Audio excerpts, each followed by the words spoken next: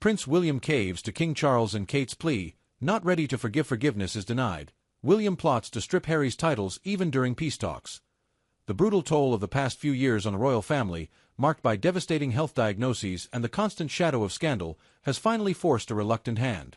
Prince William, the stalwart heir, has reportedly yielded to the emotional, heartfelt pleas of his father, King Charles III, and his wife, Catherine, Princess of Wales, to broker a ceasefire with his estranged brother, Prince Harry.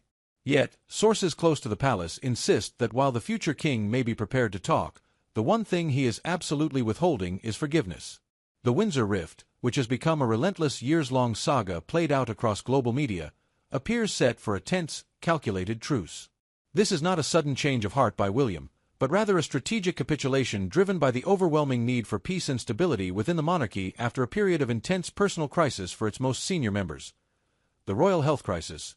Why King Charles and Kate demand Prince William's forgiveness. 4 years, the Prince of Wales, 43, has remained steadfastly resistant to reconciliation. He views his brother's actions, the explosive interviews, the detailed, revealing anecdotes in the memoir Spare, and the overall spectacle of Megxit, as a profound betrayal of family, duty, and the crown. The wounds, according to palace insiders, run deep.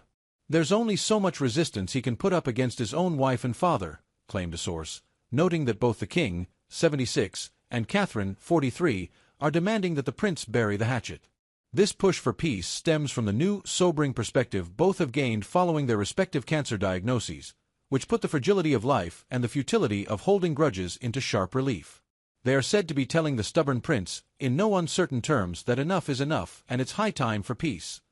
The pressure on William intensified dramatically after a rare, recent slip of the tongue.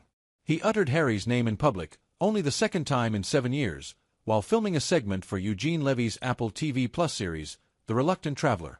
Discussing his plans for a future monarchy, William said, "I hope we don't go back to some of the practices in the past Harry and I had to grow up with.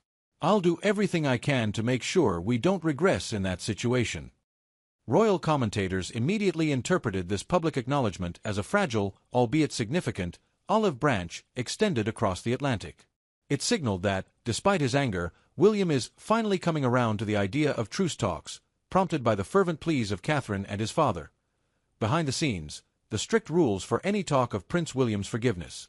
The Duke of Sussex, 41, has repeatedly expressed his desire for reconciliation, but his efforts have been routinely stymied by what his own representatives describe as a concerted campaign of sabotaging any reconciliation between father and son. This occurred most recently following reports that describe his short, 54-minute reunion with King Charles in September as distinctly formal, a depiction which Harry's spokesperson subsequently sought to clarify, resulting in yet more friction with palace officials. The continued distrust of Prince Harry by those at the heart of the institution remains the primary sticking point. "A lot of courtiers still don't trust him an inch," confirmed an insider, adding that they believe it is crucial for William to stand his ground and stay far away from the Sussexes. This pervasive sense of caution dictates the stringent rules William has laid down for any future dialogue. Having been badly burned by Harry's detailed accounts of their private arguments and phone calls, William is determined to protect the future king's inner circle and privacy. The talks, should they ever progress beyond a hypothetical stage, would need to be meticulously orchestrated. "There's no way he's willing to pick up the phone and do this casually," insisted the source.